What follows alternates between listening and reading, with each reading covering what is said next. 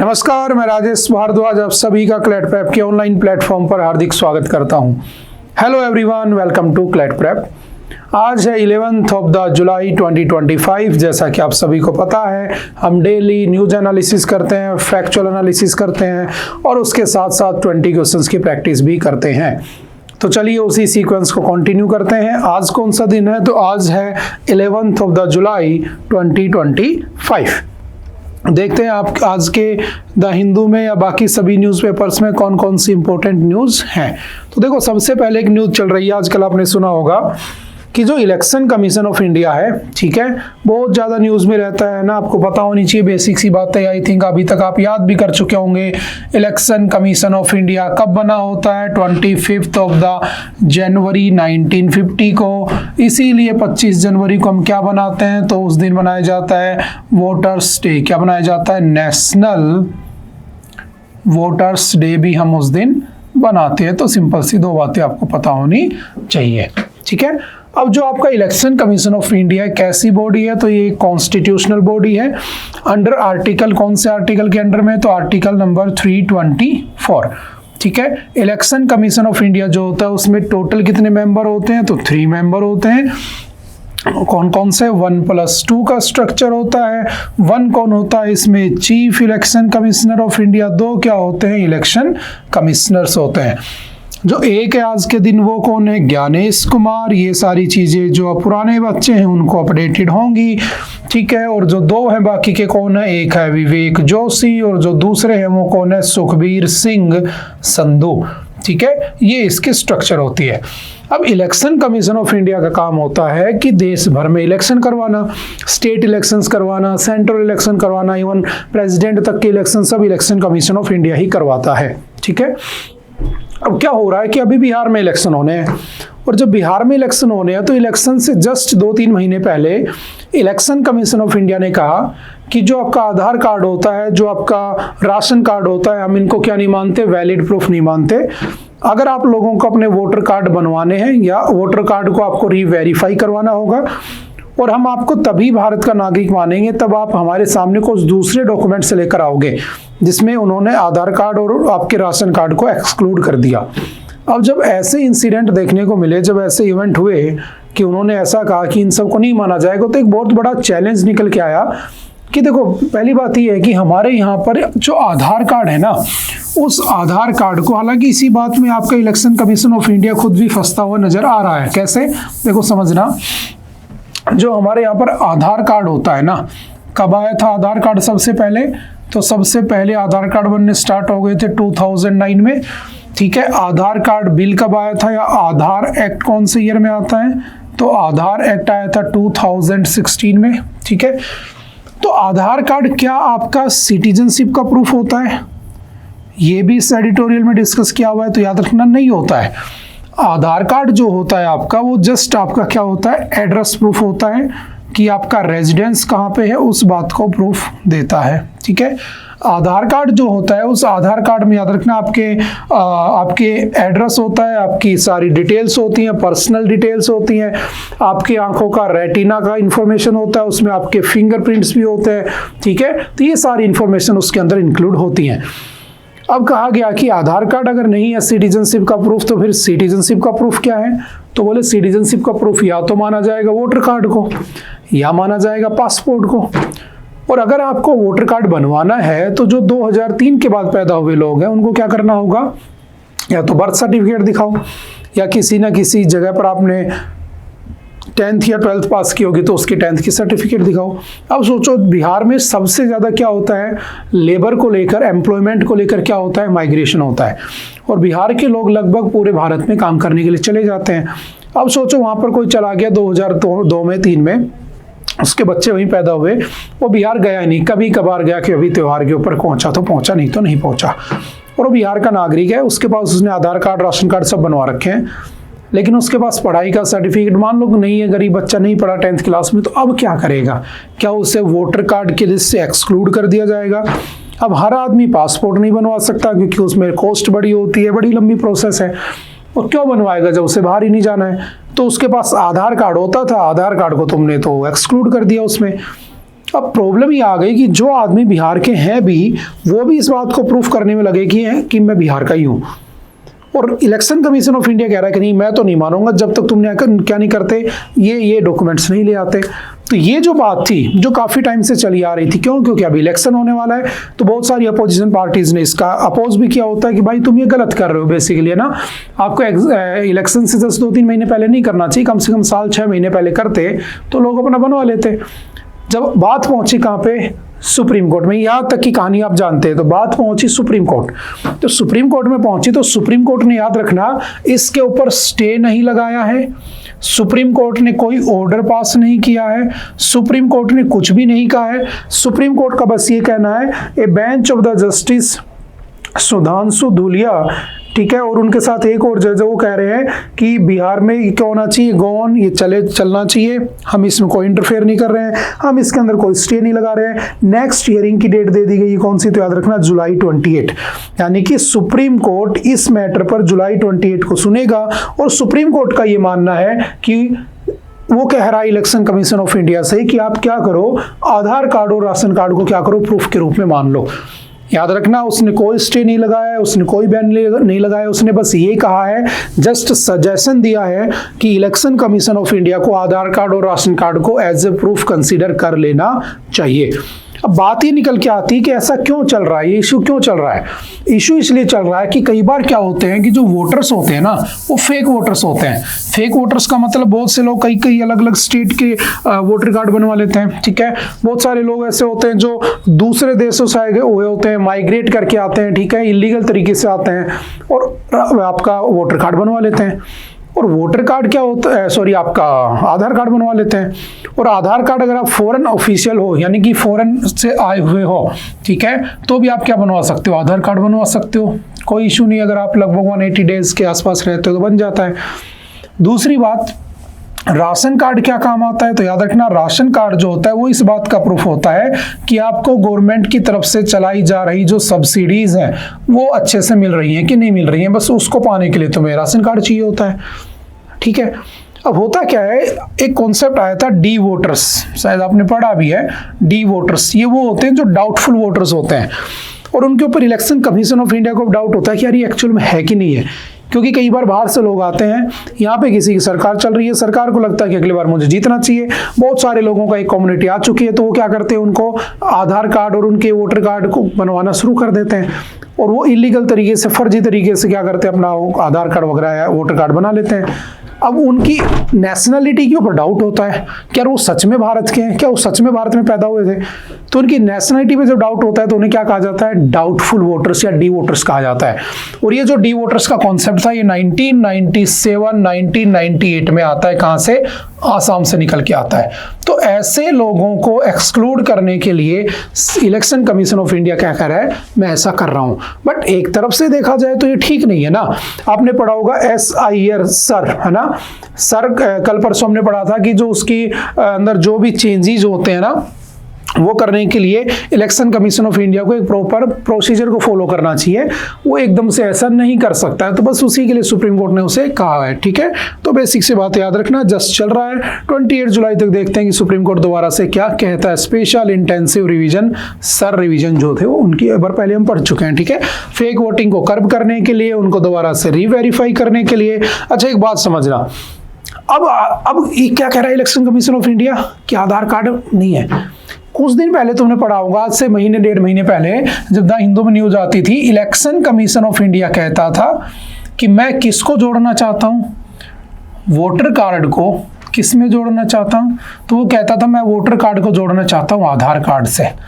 इससे क्या होगा, बोला ट्रांसपेरेंसी बढ़ेगी। आदत में वो वाली न्यूज। लेकिन उससे पहले 2 साल पहले इलेक्शन कमीशन ऑफ इंडिया कहता था मैं नहीं जोड़ूंगा। अभी पिछले 2 महीने पहले इलेक्शन कमीशन ऑफ इंडिया कह रहा था कि मैं आधार कार्ड को जोड़ूंगा। और अब जब बिहार में इलेक्शन की बात आई तो उसने कह दिया मैं तो आधार कार्ड को प्रूफ ही नहीं मानता हूं, है ना, तुम्हें कुछ और ही डॉक्यूमेंट दिखाना पड़ेगा। तो इलेक्शन कमीशन ऑफ इंडिया जो है बेसिकली अपने ही बिछाए गए जाल में फंस चुका है और कुछ भी नहीं है। तो देखते हैं सुप्रीम कोर्ट 28 जुलाई को क्या कहता है ना। आके तो तुम जानते हो सारी बातें जो भी है ना। चलते हैं थोड़ा सा नेक्स्ट। वाइडन द नेट, ये वही बात कर रहा था। Election commission of India must heed court's view on the including more accessible documents. The supreme court of India pointed observations on the Thursday regarding Bihar's ongoing special intensive revision. वही सब बातें कर रहा है कि भाई आपको इलेक्शन कमीशन ऑफ इंडिया को जो डॉक्यूमेंट्स है उनको कंसिडर कर लेना चाहिए। ठीक है, जस्ट इस आर्टिकल को रीड जरूर कर लेना। मैं थोड़ा सा आगे चल जाता हूं। अच्छा, बिहार के अगर डाटा देखोगे तो बिहार के अंदर 87% of the Bihar population have an Aadhaar card. सिर्फ 87% के पास आधार कार्ड है, 13% के पास तो वो भी नहीं है। जो एलिजिबल वोटर्स हैं 45 to 50% जो है वो 10वीं पास हैं, बाकी 10वीं पास ही नहीं है। तो 30% तो मार्कशीट ही नहीं दिखा पाएंगे, तो क्या उनका आधार कार्ड, उनका वोटर कार्ड नहीं बनेगा? क्या आप उसे कैंसिल कर दोगे? तो बहुत सारे डेमोग्राफिक डाटा है, उनको देखने की जरूरत है। देखते हैं आगे क्या होता है। नेक्स्ट है, centre identifies domestic firm for S400 maintenance. देखो S400 है ना, S400 इज बेसिकली स्टार, ये स्टार है।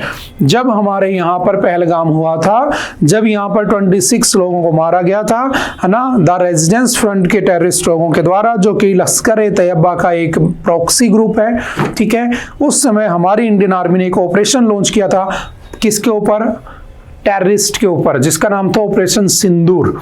और उस ऑपरेशन सिंदूर में जब हम वो ऑपरेशन कर रहे थे, याद रखना ऑपरेशन सिंदूर जो था वही सब बातें इसमें की गई हैं। ऑपरेशन जो सिंदूर था, वो ऑपरेशन सिंदूर बेसिकली किसने मिलकर किया होता है? तो इंडियन एयरफोर्स और आपकी जो इंडियन आर्मी है, उन दोनों का क्या था? वो एक ज्वाइंट कोलैबोरेशन से आपका ऑपरेशन किया गया होता है। इसलिए आपने देखा होगा एयरफोर्स की तरफ से व्योमिका सिंह, विंग कमांडर व्योमिका सिंह, और आर्मी की तरफ से आपने देखा होगा कि सोफिया कुरैशी जो है आपकी लेफ्टिनेंट जनरल, वो उसको रिप्रेजेंट कर रही होती है। ठीक है, अब होता क्या है, ऑपरेशन सिंदूर चला, पाकिस्तान ने हमारे ऊपर मिसाइलें छोड़ी, तो हमें बचाने के लिए हमारे पास क्या था? S400। हम पढ़ चुके हैं S400 कहां से लिया हुआ है? रशिया से। ठीक है, और आप सभी को ये बातें आनी चाहिए क्योंकि बहुत एग्जाम में आने वाली न्यूज़ बन चुकी है ये। और S400 क्या है? तो सरफेस टू एयर मिसाइल है। ठीक है, और ये basically surface to air defence system भी आपका बचाने के काम आता है। ठीक है, आपने पढ़ना पढ़ा होगा पृथ्वी, अग्नि, त्रिशूल, नाग, आकाश, है ना, DRDO की क्लासेस में, तो आपको याद होंगी बातें। इसकी रेंज होती है लगभग 400 किलोमीटर के आसपास। इसका एल्टीट्यूड कितने हाइट पर जाकर? तो लगभग 30 किलोमीटर ऊपर ये क्या करता है? आने वाले थ्रेट को खत्म कर देता है। ये एक साथ साइमल्टेनियसली, याद रखना, 36 टारगेट्स को क्या कर सकता है? लॉक कर सकता है साइमल्टेनियसली। ठीक है, ये टोटल 5 खरीदे थे हमने, 3 हमारे पास आ चुके हैं, एक 2026 में एक्सपेक्टेड है, और जो 5वां है वो 2027 में एक्सपेक्टेड है, हमको वो मिल जाएगा। ठीक है, जैसे थर्ड किसका है? USA का। ठीक है, आयरन डोम किसका? इजराइल का। लेकिन इजराइल का सबसे पावरफुल कौन है? आयरन डोम, लेकिन ये शॉर्ट रेंज में है। लॉन्ग रेंज में सबसे बेस्ट कौन सा है? तो S400 ही है। और इसका लाइव एग्जांपल हमने कब देखा? इसका डेमोन्स्ट्रेशन कब देखा हमने? ऑपरेशन सिंदूर में। और उसके बाद रशिया में इसकी डिमांड भी बढ़ चुकी है, रशिया में प्रोडक्शन बढ़ाने की डिमांड हो चुकी है, क्योंकि दूसरे देश भी इसके खरीदना चाहते हैं। हमने कौन सी मिसाइल यूज की थी? मिसाइल ब्रह्मोस, जो ब्रह्मपुत्र और जो रशिया की रिवर है मॉस्को, उसके मिक्स नाम से बनाई गई है, वो भी रशिया के कोलैबोरेशन से है। तो जो ब्रह्मोस मिसाइल है उसकी भी डिमांड बढ़ चुकी है। इसके लिए हमने यूपी के अंदर ब्रह्मोस की एक मैन्युफैक्चरिंग यूनिट भी बना दी है। तो जब हमने इसका यूज किया तो पहली बार यूज कर लिया, तो अब इसकी मेंटेनेंस की जरूरत आ पड़ी है। मेंटेनेंस समझते हो ना, हर चीज की मेंटेनेंस रखनी पड़ती है। अगर आप पढ़ते हो, आप बहुत अच्छा पढ़ते हो, तो आपको आपके दिमाग की भी मेंटेनेंस करने की जरूरत होती है, तभी आप कभी ना कभी कुछ एक्स्ट्रा फन एक्टिविटीज करते हो ना, ताकि दिमाग फ्रेश रहे। तो सिमिलरली हर मशीन के लिए क्या चाहिए होता है? हमें मेंटेनेंस। तो इनकी मेंटेनेंस चाहिए, तो मेंटेनेंस के लिए सरकार किसी को ढूंढ रही थी कि कोई कंपनी हो, कोई फर्म हो, जिसे मेंटेनेंस का ठेका दे दिया जाए, कॉन्ट्रैक्ट दे दिया जाए। अभी तक कोई नहीं मिली थी, अब वो मिल चुकी है। हालांकि उसका नाम अभी तक डिस्क्लोज नहीं किया गया है, तो हमें नाम नहीं पता है, लेकिन हाँ, सरकार का कहना है कि हमने उसे ढूंढ लिया है। तो जब नाम आएगा तो हम उसका नाम भी डेफिनेटली पढ़ लेंगे। रशिया में कौन है जो इसको बनाता है? तो याद रखना, अल्माज एंटेने। ठीक है, इसके कोलैबोरेशन के साथ भारत में जो दूसरी कंपनी है, जो अभी अनाउंस नहीं की गई है, वो इसका मेंटेनेंस का काम चलाएगी। और इसे भारत की भाषा में क्या कहते हैं? सुदर्शन चक्र। जैसे भगवान श्री कृष्ण के पास सुदर्शन चक्र होता है, वैसे ही तुम्हारा क्या है? सुदर्शन चक्र है, जो तुम्हें बचाता है। तो सिंपल सा याद रखना। बाकी ये चीजें हम ऑपरेशन सिंदूर के टाइम पर सारी चीजें पढ़ चुके हैं, तो आई थिंक मैं थोड़ा सा आगे बढ़ जाता हूं। अच्छा, हमने एक प्रोजेक्ट और लॉन्च कर रखा है, प्रोजेक्ट कुश। ठीक है, प्रोजेक्ट कुश क्या है? तो led by the defence research and development organisation DRDO। और DRDO कब बना था? 1 जनवरी 1958। और इसका हेडक्वार्टर कहाँ पे है? न्यू दिल्ली। और इसके चेयरमैन कौन है आज के दिन? तो इसके चेयरमैन कौन है? समीर वी कामत, ठीक है, is the chairman of DRDO। और इनका टाइम जो टेन्योर 1 साल के लिए बढ़ा दिया गया है। Is an ambitious defence initiative by India aimed at developing it's long range air defence system by 2028-2029। हम S-400 को हो सकता है बाइक पास कर दें, हो सकता है कि हम उसका एक राइवलरी जनरेट कर दें, और हमें उसकी जरूरत ही ना पड़े तो हम अपना खुद का भी एक लॉन्ग रेंज मिसाइल सिस्टम बना रहे हैं, डेवलप कर रहे हैं, जो 2028-2029 तक बन जाएगा। Among range air defence system will be capable of detecting and destroying enemy projectiles and the armour including cruise missiles, stealth fighter jets and the drones at a long range. It will consist of 3 types of the interceptor missile with range 150, 250 and 350, ठीक है। तो लगभग 350 kilometre की range का हम खुद का बना रहे हैं। तो अभी कौन सा है मेरे पास? तो याद रखना, एक मेरे पास है कौन सा? आपका त्रिशूल, और एक कौन सा है? आकाश। लेकिन जो त्रिशूल और आकाश है मेरे पास, वो बेसिकली क्या है? वो शॉर्ट रेंज है। त्रिशूल की रेंज तो लगभग ही 9 किलोमीटर के आसपास है, और आकाश की रेंज है वो लगभग 25 किलोमीटर है। इसीलिए हमने किससे ले रखा है? तो इसीलिए हमने किससे ले रखा है?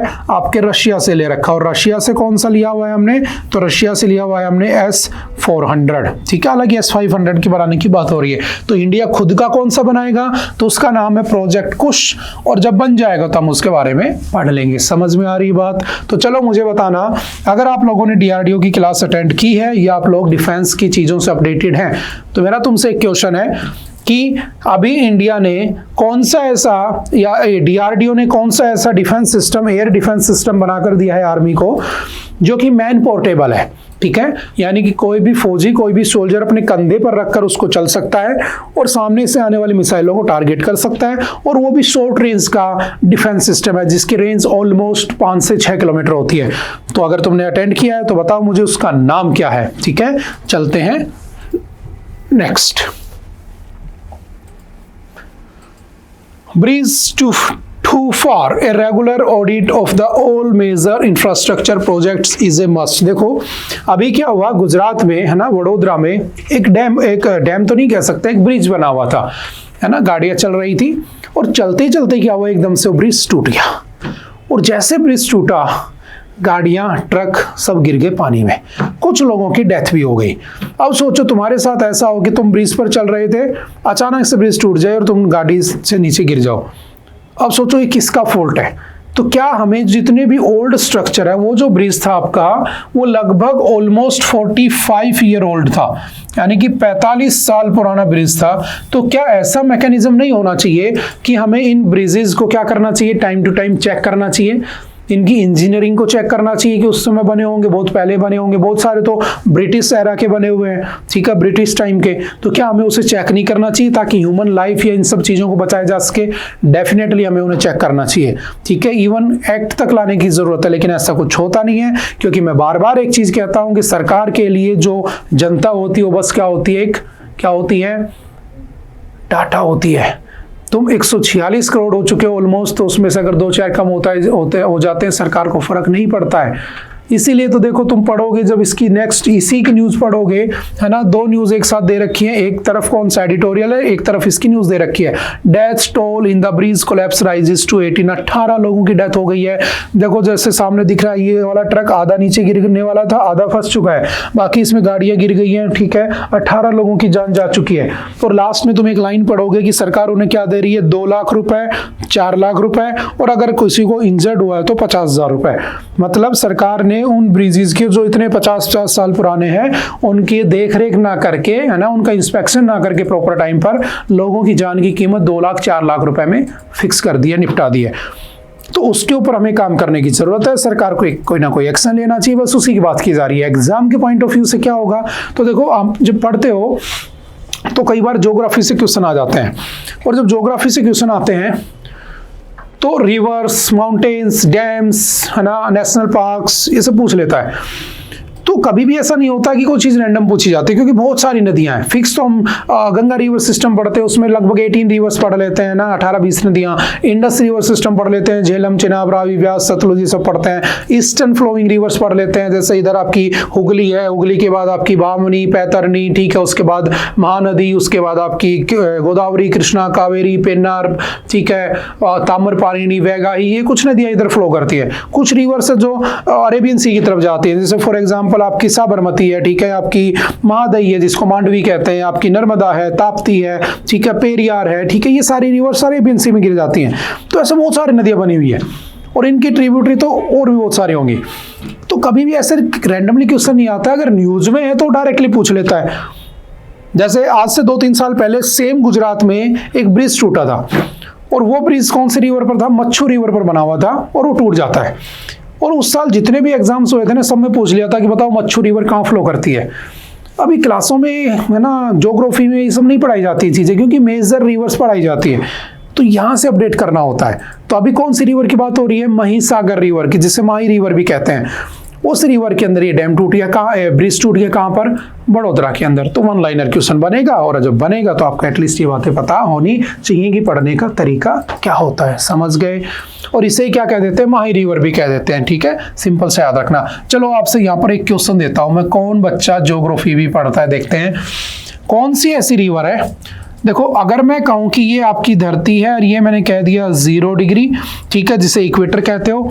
यहाँ पर क्या बना हुआ है? 23.5 डिग्री, जिसे क्या कहते हैं? ट्रॉपिक ऑफ कैंसर कहा जाता है, ठीक है, ये इक्वेटर कहलाती है, ठीक है, भूमध्य रेखा। यहाँ पर क्या बनी हुई है? तो ये आपका 66.5 डिग्री नॉर्थ बना हुआ है, जिसे आप क्या कह देते हो? आर्कटिक लाइन कह देते हो, ठीक है, मकर रेखा। अब मैंने कहा कि ये 90 डिग्री, ठीक है, नॉर्थ पोल होता है। अब मैंने कहा इंडिया यहाँ बना हुआ है 23.5 में, तो बताना भारत की ऐसी कौन सी रिवर है जो 23.5 डिग्री को नॉर्थ को 2 बार काटती है, यानी कि एक बार उसको क्रॉस करती है फिर उसको क्रॉस करती है। कौन सी रिवर है? देखते हैं कौन बताता है, ठीक है। चलते हैं नेक्स्ट, जस्ट फैक्चुअल डाटा है। Centre UNICEF to provide career counselling for the Eklavya students. समझना, आप लोगों को पता होना चाहिए कि जो बच्चे होते हैं उन सभी बच्चों का क्या राइट है? राइट टू एजुकेशन है ना। सभी को एजुकेशन मिलनी चाहिए, ये उनका क्या है? फंडामेंटल राइट है। पहले इसको हमने डीपीएसपी में इंक्लूड किया था, बाद में हमने डीपीएसपी के साथ साथ इसको किस में इंक्लूड कर दिया? फंडामेंटल राइट में। तो समझना, आपकी जो आर्टिकल 45 है ना, जो कि डीपीएसपी का पार्ट है, हमने पढ़ा भी है काफी बार, ठीक है। इसमें 0 to 14 ईयर तक के बच्चे की एजुकेशन क्या बताई गई थी? फ्री होनी चाहिए एंड कंपलसरी होनी चाहिए, यही था। लेकिन डीपीएसपी में लिखी हुई चीजें जरूरी नहीं है कि फॉलो की जाए ना की जाए। अगर कोई स्टेट नहीं करता है तो क्या करोगे? कुछ नहीं कर सकते हो। तो कहा गया एक काम करते, बच्चा नहीं पढ़ेगा तो देश का नुकसान हो जाएगा। तो कहा गया इसको क्या किया जाए? 3 जगह पर तोड़ दिया जाए। और हमने इसको 3 जगह पर तोड़ दिया। कैसे? बाय 86th कॉन्स्टिट्यूशनल अमेंडमेंट 2002 में, ठीक है, हमने एक अमेंडमेंट किया और 0 to 6 ईयर तक के बच्चे की फ्री एंड कंपलसरी एजुकेशन को डाल दिया डीपीएसपी में, यानी कि उसे तो आर्टिकल नंबर 45 में ही रखा। अब तुम उस बच्चे को नहीं पढ़ाओगे, कोई फर्क नहीं पड़ेगा, क्योंकि वो खाना पीना ही सीखता है बेसिकली, है ना। पढ़ भी लेगा तो क्या हो जाएगा? कलेक्टर थोड़ी बन जाएगा 6 साल का बच्चा, है ना। ऐसा बोल देते हैं लोकल भाषा में, मतलब ना भी पढ़ाया जाए तो जरूरी नहीं है। लेकिन 6 साल से ऊपर का बच्चा, उसको पढ़ाना जरूरी है, कंपलसरी और फ्री होना चाहिए। तो हमने क्या किया? उसे आर्टिकल नंबर 21 के ए में डाल दिया। और 21 क्या है? Right to live, right to life, fundamental right है। और इसमें कह दिया 6 to 14 ईयर तक के बच्चे की एजुकेशन फ्री और कंपलसरी होनी चाहिए। और अगर नहीं मिलती है तो उसका फंडामेंटल राइट का वायलेशन हो रहा है, वो सुप्रीम कोर्ट पहुंच जाएगा सीधा, क्योंकि सुप्रीम कोर्ट उसमें इंटरफेयर करेगा। और कहा गया 6 to 14 ईयर तक के बच्चे को स्कूल तक ले कर जाने की उसके पेरेंट्स की क्या है? ड्यूटी है। तो इसको किस में डाल दिया गया? फंडामेंटल ड्यूटीज में डाल दिया गया। और फंडामेंटल ड्यूटीज में कौन सा आर्टिकल है? तो आर्टिकल 51 का ए, 51 के ए में डाल दिया उसे। और ऐसे करके उनको राइट दे दिया। लेकिन बात ये निकल के आती है कि चलो ये तो जो गांव में रह रहा है बच्चा, जहाँ स्कूल की अवेलेबिलिटी है वो पढ़ लेगा, लेकिन अगर वो बच्चे जो ट्राइबल लोग होते हैं, जो जंगलों में रहते हैं, ठीक है, जो पहाड़ों में रहते हैं, जो आदिवासी लोग रहते हैं, उन आदिवासी लोगों के बच्चों को कौन पढ़ाएगा? तो कहा गया एक स्कूल बनाया गया EMRS, EMRS, Eklavya model residential school. और जो एकलव्य मॉडल रेजिडेंशियल स्कूल बनाए गए वो 1997-1998 वाले बजट में इंट्रोडक्शन होता है और 1999 में उनको बना दिया जाता है। और एकलव्य मॉडल रेजिडेंशियल स्कूल में क्या होता है कि एक ऐसी जगह है जहां पर लगभग ऑलमोस्ट 20,000 के आसपास एसटी की ट्राइब रहती है, यानी शेड्यूल्ड ट्राइब रहते हैं, है ना। शेड्यूल्ड ट्राइब समझ गए ना, जैसे भील्स ट्राइब हो गया, ऐसे लगभग 705 शेड्यूल्ड ट्राइब है। याद रखना भारत में टोटल ट्राइब्स कितनी पाई जाती हैं, तो भारत में टोटल ट्राइब्स हैं आपकी 705। और ये डाटा मैं कब का यूज कर रहा हूं, 2011 के सेंसस का। उसके बाद सेंसस हुआ नहीं है तो हमें अपडेटेड चीजें नहीं ध्यान है, ठीक है, जब आएगा तो हम पढ़ लेंगे।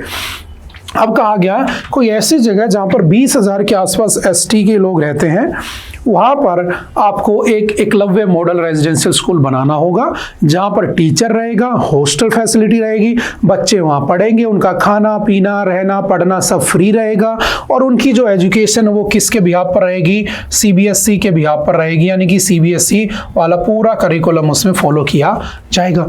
इसे कहा गया EMRS। तो आज के दिन भारत में लगभग 470 एकलव्य स्कूलों के ऊपर डाटा किया गया, और 470 एकलव्य स्कूल में याद रखना आज के टाइम पर लगभग 1.38 लाख स्टूडेंट पढ़ रहे हैं। यानी कि वो जो राइट टू एजुकेशन है वो ट्राइबल बच्चों को भी दिया गया कि अगर वो आदिवासी है तो उसे भी पढ़ने का अधिकार है। बात समझ में आ रही है? अगर तुम भारत के सिटीजन हो, अगर आज तुम पैदा हुए हो, कल तुम्हारी डेथ होने वाली है, चाहे तुम किसी भी जाति धर्म में कहीं भी पैदा हुए हो, तुम्हें सारे फंडामेंटल राइट मिलते हैं। समझ गए? तो उनको पढ़ने का राइट था, तो उनके लिए एकलव्य मॉडल स्कूल आ गया। अब क्या हुआ, इन एकलव्य मॉडल स्कूल में क्या हो गया, जैसे छत्तीसगढ़ झारखंड है, वहां पर तो बच्चे बहुत कम होते हैं, 20-20, 30-30 बच्चे बड़ी मुश्किल से होंगे, तो वहां पर 1-2 टीचर ही अलाउट कर दिए जाते हैं। वही एक टीचर वार्डन भी है हॉस्टल का, वही एक टीचर पढ़ा भी रहा है, वही एक टीचर वहां पे काम कर रहा है, ठीक है। तो वहां पर ऐसा भी चलता है जहां पर पॉपुलेशन कम है और वहां पे बना दिए गए हैं, ठीक है। लेकिन एक बात समझना, इससे हुआ क्या, इससे उनके स्किल डेवलपमेंट होगा, इससे उनकी लाइफ अच्छी होगी, उनका लाइवलीहुड अच्छा हो जाएगा। कैसे? अच्छे पढ़ेंगे, अच्छी जॉब करेंगे, तो उनका अपलिफ्टमेंट भी होगा। बस इसीलिए कहा गया। समझ में आ रही है? अब प्रॉब्लम क्या थी कि उन बच्चों की लाइफ काउंसलिंग नहीं होती है, कैरियर काउंसलिंग नहीं होती है। अब बच्चा 12वीं पास कर गया, क्योंकि 12वीं तक ये फैसिलिटी है। अब 12वीं के बाद बच्चा क्या करेगा? आप लोगों ने कैरियर काउंसलिंग की कि नहीं मुझे तो क्लैट करना है, मुझे तो लॉयर बनना है, तुम क्लैट में पहुंच गए। नहीं मुझे तो डॉक्टर बनना है, तुम नीट में पहुंच गए, तुम उसकी प्रिपरेशन कर रहे हो। नहीं मुझे तो इंजीनियर बनना है, तुम तो जेई में पहुंच गए। बात समझ में आ रही है?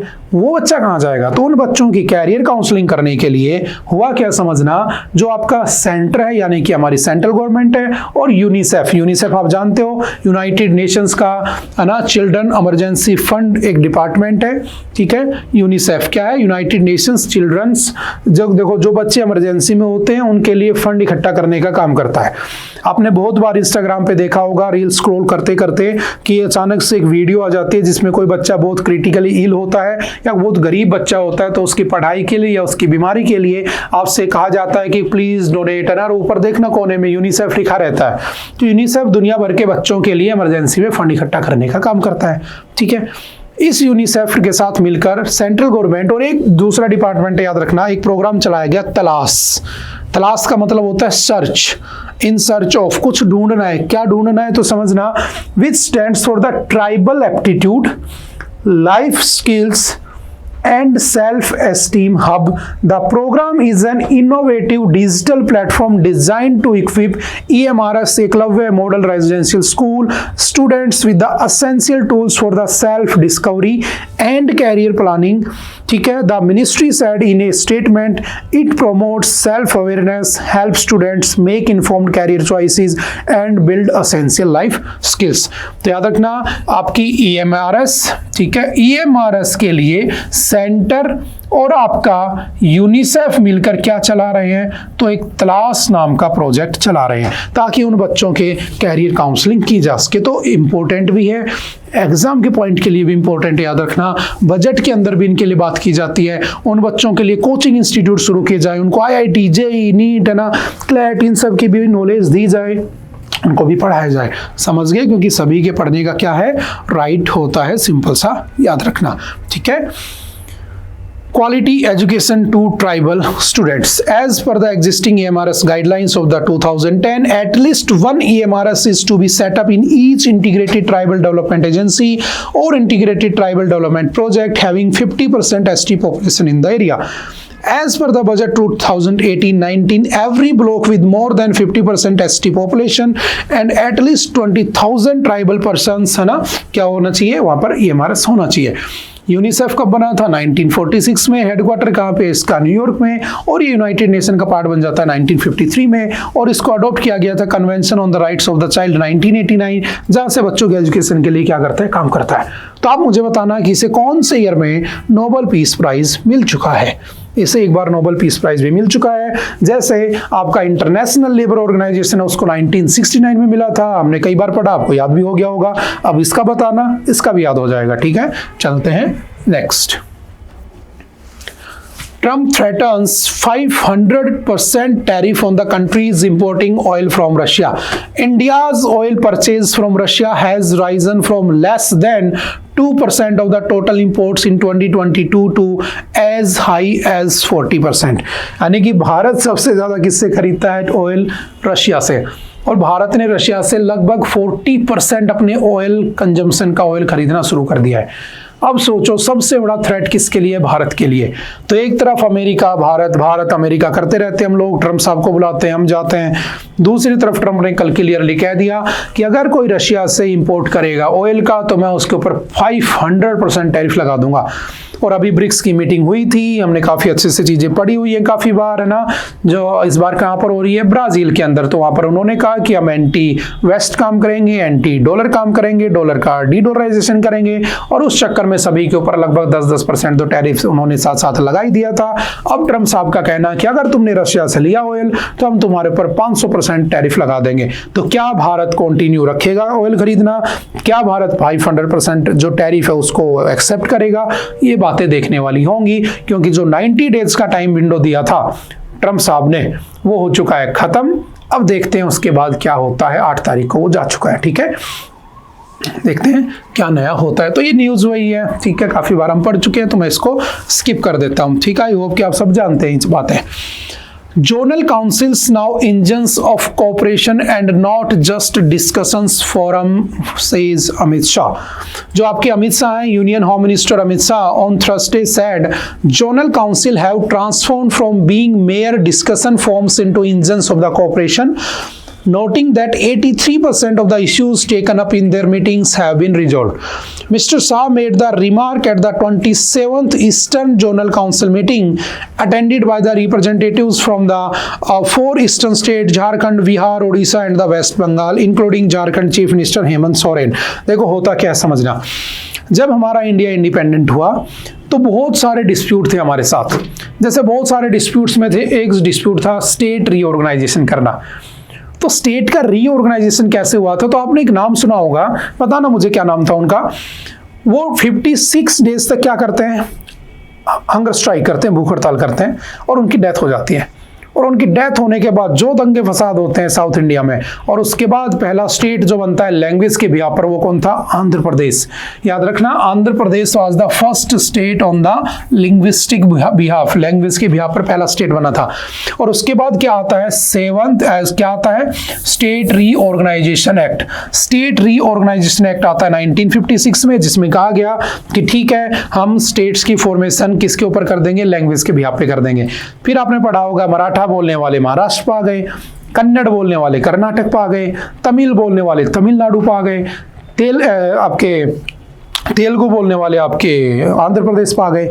ऐसे करके क्या हुआ? स्टेट का रीऑर्गेनाइजेशन हो गया। किसके बिहाफ पर? भाषा के बिहाफ पर, भाषा के आधार पर। बताना उस आदमी का क्या नाम था, बहुत फेमस, आपने पढ़ा भी होगा, पॉलिटी की क्लास में पढ़ाया जाता है। ठीक है, अब क्या हुआ? उसी स्टेट रीऑर्गेनाइजेशन में कहा गया कि यार कल को ये स्टेट अगर आपस में लड़े तो कैसे इनके बीच के डिस्प्यूट को रिजोल्व किया जाएगा। तो जो आपका स्टेट रीऑर्गेनाइजेशन एक्ट था उसके साथ याद रखना क्या बना दिए गए? उसी के साथ आपके क्या बना दिए गए? जोनल बना दिए गए। जोनल मतलब 5 जोनल काउंसिल बना दी गई। यानी कि जैसे मैंने कहा ये भारत है, ठीक है, फॉर एग्जाम्पल मान लो कि आपका क्या बना हुआ है? भारत बना हुआ है, ठीक है। ये आपका भारत बना हुआ, जस्ट एग्जाम्पल के लिए। तो कहा गया ये नॉर्थ जोनल, ये कहा गया साउथ जोन, ये कहा गया वेस्ट जोन, ये कहा गया ईस्ट जोन, और ये कह दिया गया आपका सेंट्रल जोन। ऐसे करके 5 जोन बना दिए गए। लेकिन याद रखना नॉर्थ ईस्ट इसमें काउंट नहीं किया गया था। जो 7 सिस्टर्स होती हैं, 7 सिस्टर प्लस सिक्किम, वो उसमें काउंट नहीं था। तो इनके लिए नॉर्थ ईस्ट वालों के लिए जो काउंसिल था वो 1972 में बनाया गया, नॉर्थ ईस्ट जोनल काउंसिल। उसमें आपके 7 सिस्टर और एक आपका सिक्किम आता है। बाकी कुछ आपके वेस्ट में, कुछ ईस्ट में, कुछ नॉर्थ में, कुछ साउथ में, और कुछ किस में चले गए, सेंट्रल जोन में चले गए। तो अब अमित शाह जी का कहना है कि ये जो जोनल काउंसिल है ना, ये ना सिर्फ डिस्कशन के लिए काम आते, इन्होंने लगभग 83% मैटर को सॉल्व भी किया है। तो ये दोबारा से न्यूज में आ गया और कुछ भी नहीं। और इसकी 27th मीटिंग चल रही थी, ठीक है, जिसको अटेंड कर रहे थे कौन, 4 स्टेट वाले, क्योंकि ईस्टर्न जोनल की मीटिंग थी, झारखंड, बिहार, उड़ीसा, वेस्ट बंगाल, ठीक है। वही सब बातें जो यहाँ लिखी थी वही यहाँ पर लिखी हुई है, तो ऐसा कुछ नहीं है, ठीक है। बेसिक सी बातें याद रखना। नॉर्थ ईस्ट काउंसिल कब बना होता है, 1972 में। इस जोनल काउंसिल को चेयर कौन करता है, by the home minister of India, जो कि कौन है आज के दिन, अमित शाह जी, ठीक है। इसका जो नॉर्थ ईस्ट काउंसिल है जो लेट बना था, उसका भी मिनिस्टर, उसका एक्स ऑफिशियो चेयरमैन भी उन्हें माना जाता है, एक्स ऑफिशियो चेयरमैन उन्हें ही कंसिडर किया जाता है। एक इसमें होता है वाइस चेयरमैन, जो कि स्टेट का सीएम होता है। एक इसमें होता है लेफ्टिनेंट गवर्नर या फिर गवर्नर होता है, ठीक है। जहाँ लेफ्टिनेंट गवर्नर का कॉन्सेप्ट है वहाँ वो या फिर गवर्नर होता है, ठीक है। और इसका जो वाइस चेयरमैन होता है वो हर बार रोटेट होता रहता है, क्योंकि बहुत सारे स्टेट है, तो कभी कोई स्टेट का सीएम उसका क्या बन जाता है, वाइस चेयरमैन बन जाता है। तो बेसिक सी बातें याद रखना। जैसे नॉर्दर्न जोनल काउंसिल में कौन है, तो हिमाचल प्रदेश, हरियाणा, पंजाब, राजस्थान, दिल्ली, चंडीगढ़, जम्मू कश्मीर एंड लद्दाख, ये किस में आते हैं, नॉर्थ जोन में आते हैं। सेंट्रल जोन में आपके उत्तर प्रदेश, उत्तराखंड, छत्तीसगढ़ और मध्य प्रदेश आते हैं। ईस्ट जोन में आपके बिहार, झारखंड, वेस्ट बंगाल, उड़ीसा और सिक्किम आते हैं, ठीक है। उसके बाद आपका वेस्ट जोनल काउंसिल में कौन सा आता है, महाराष्ट्र, गुजरात, गोवा, ठीक है, यूटी, दादर नगर हवेली, दमन दीव, ये आते हैं। साउथ जोन में आपके आंध्र प्रदेश, कर्नाटका, केरला, तमिलनाडु, तेलंगाना और यूटी ऑफ पुडुचेरी आती है। और नॉर्थ ईस्ट में कौन आता है, अरुणाचल प्रदेश, आसाम, मणिपुर, मेघालय, मिजोरम, नागालैंड, सिक्किम एंड त्रिपुरा। अब सिक्किम को उसमें डाल दिया गया, तो सिंपल से याद रखना, ठीक है, समझ गए। और इसकी मीटिंग हुई थी तो ये न्यूज में था और कुछ नहीं है। नेक्स्ट है adding the India's progress with the choice, control and capital. तो आज क्या है, आज है 11 जुलाई और आज क्या है, वर्ल्ड पॉपुलेशन डे, विश्व जनसंख्या दिन है आज, ठीक है। कि आज के दिन देखा जाता है दुनिया की जनसंख्या क्या है, पॉपुलेशन क्या है। तो आप देखोगे दुनिया की जो पॉपुलेशन है ना, वो ऑलमोस्ट क्रॉस कर चुकी है किसको, 8 बिलियन को, ठीक है, 8 बिलियन को पास कर चुकी है। और उसमें से तुम देखोगे अगर इंडिया और चाइना निकाल दिया जाए ना, तो इंडिया और चाइना मिलकर हाफ से ज्यादा पॉपुलेशन लेके बैठे हैं, यानी कि India plus China greater than the whole world. समझ में आ रही है। जैसे हम लगभग 145 करोड़ के आसपास हो चुके हैं। तो इसमें वही सब बातें डिस्कस की गई हैं कि आज आपका वर्ल्ड पॉपुलेशन डे है, तो हमें क्या करना चाहिए आने वाली पॉपुलेशन के हिसाब से। तो देखो आज के दिन भारत में हमें करने की क्या जरूरत है, तो इसी एडिटोरियल में डिस्कस की हुई बातें हैं कि हमें विकसित भारत का टारगेट बना के बैठे हैं कि हम विकसित भारत हो जाएंगे 2047 तक। उसके लिए हमें क्या करना होगा, पॉपुलेशन अच्छी है हमारे यहाँ पर, याद रखना हमारे यहाँ पर क्या है, ऑलमोस्ट यहाँ की अगर पॉपुलेशन काउंट की जाए तो यहाँ पर एक चीज लिखी हुई थी, UNICEF reports there being 371 million youth in the age group of 15 to 29। Bharat में 15 से 29 ईयर के बीच में लगभग 371 मिलियन लोग रहते हैं, जो भारत का भविष्य है। तो हमें उन लोगों के लिए अच्छी स्किल की हेल्प लेनी पड़ेगी, अच्छा हेल्थ फैसिलिटी देना पड़ेगा, हमें उन लोगों के लिए अच्छी बेसिकली क्या कह सकते हैं हम, लाइफ जो उनके लिए जो रिसोर्सेज है वो अच्छे बनाने पड़ेंगे ना, वरना अगर कल को ये अनएम्प्लॉयड रह गया। अच्छा एक बात बताओ, इंडिया और चाइना हमसे ज्यादा है पॉपुलेशन में, ठीक है। चाइना में इतनी ज्यादा प्रॉब्लम नहीं आती क्योंकि वहां का जो लेबर होता है ना, वहां का लेबर स्किल्ड लेबर होता है। भारत में स्किल्ड लेबर नहीं होता, अनस्किल्ड लेबर रहता है। अब आने वाले टाइम में टेक्नोलॉजी वो जानता नहीं है, चीजों को चलाना नहीं जानता है, तो कैसे वो सर्वाइव कर पाएगा। तो तो हमें उसके साथ साथ क्या करना होगा, एजुकेशन पे ध्यान देना चाहिए, स्किल डेवलपमेंट पे ध्यान देना चाहिए। इसलिए प्रधानमंत्री नरेंद्र मोदी जी ने एक स्किल डेवलपमेंट का प्रोग्राम चलाया था, बताना कौन सा है वो, जिसमें लोगों को स्किल सिखाई जाती है, ठीक है, और फिर उनको जॉब भी दी जाती है। बताना कौन सा, देखते हैं कौन बताता है। हेल्थ पे ध्यान रखना चाहिए, अगर हेल्थ अच्छी नहीं रहेगी तो क्या फायदा इतनी पॉपुलेशन लेके। न्यूट्रिशन के ऊपर भी ध्यान देना चाहिए। Unleashing the youth potential in India could boost its GDP by up to 1 trillion by the 2030। आप ये अगर चाहते हो कि 2030 तक 1 ट्रिलियन जीडीपी हो जाए, तो उसके लिए तुम्हें क्या करना होगा, बहुत सारी चीजों के ऊपर ध्यान देना होगा। जैसे फॉर एग्जांपल पॉपुलेशन जैसे जैसे बढ़ रही है, उसके साथ साथ सबसे बड़ा खतरा क्या बढ़ रहा है बताओ आज के दिन, जो हम काफी बार डिस्कस भी करते हैं। वो सबसे बड़ा जो खतरा, जो डेंजर हमारे ऊपर छा रहा है, वो क्या है, फर्टिलिटी। हमारे यहाँ पर फर्टिलिटी रेट गिरती जा रही है। फर्टिलिटी रेट जो होती है वो लगभग 2.1 होनी चाहिए, हमारी 2.0 के आसपास आ चुकी है, यानी कि हम लगातार गिरते जा रहे हैं। 2050 आते आते 2050 आते आते 1.29 के आसपास रह जाएगी, और 2070 आते आते ऑलमोस्ट 1 हो जाएगी। यानी कि फर्टिलिटी रेट ये होती है कि कोई वुमेन, कोई महिला अपने जीवन में कितने बच्चों को जन्म देती है, हम उसे क्या करते हैं, कहते हैं फर्टिलिटी रेट कहते हैं। तो आज के टाइम पर फर्टिलिटी रेट कम होती जा रही है, ठीक है, अब आगे चलते चलते कम होगी। तो एक बार के लिए 2050 में दुनिया की पॉपुलेशन पीक पे होगी, लेकिन फिर एकदम से गिरना शुरू हो जाएगी। आप एग्जांपल उठा लो साउथ कोरिया के, है ना, जापान की, वहां पॉपुलेशन बहुत कम हो चुकी है, बूढ़े ज्यादा है, जवान कम है। भारत में जवान ज्यादा है, बूढ़े कम है।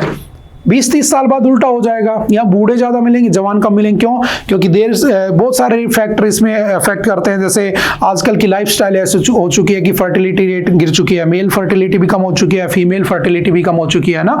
तो बहुत सारी चीजें इफेक्ट करती हैं, तो हमें इस पर ध्यान देना चाहिए। उसके लिए मुझे किस पर ध्यान देना चाहिए, हेल्थ पे ध्यान देना चाहिए, समझ गए। तो ये सारी चीजें सरकार को, तो आप एक एग्जाम्पल ले लो, रशिया और यूक्रेन की लड़ाई चल रही है, रशिया में सैनिकों की कमी हो चुकी है। रशियन प्रेसिडेंट ने ये कह दिया है, व्लादिमीर पुतिन ने, कि अगर कोई रशियन वुमेन अपने यहाँ पर कम से कम 12-13 कुछ बच्चे पैदा करेगी तो हम उसे अवार्ड देंगे, पैसा देंगे, नाम देंगे, इनाम देंगे। क्यों कर रहे हैं ऐसा? ताकि पॉपुलेशन बढ़े। क्योंकि लड़ने के लिए तुम्हें कल को पाकिस्तान से लड़ाई हो जाए, चलो पाकिस्तान से तो जीत लोगे, कल को चाइना से लड़ाई हो जाए, तो लड़ने के लिए तुम्हें क्या चाहिए, सोल्जर्स चाहिए।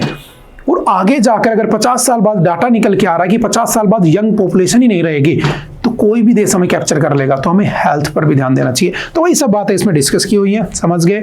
जस्ट एक बार रीड इसको जरूर कर लेना, ठीक है। ओके, आई थिंक आज के लिए इतना ही था। आई होप कि आपको बातें समझ में आई होंगी, ठीक है। फिर भी अगर कोई डाउट रहता है तो आप आकर पूछ सकते हैं, मिल सकते हैं। मिलते हैं दोबारा से फिर कभी दूसरे लेक्चर में। Okay, bye bye, thank you, have a nice day.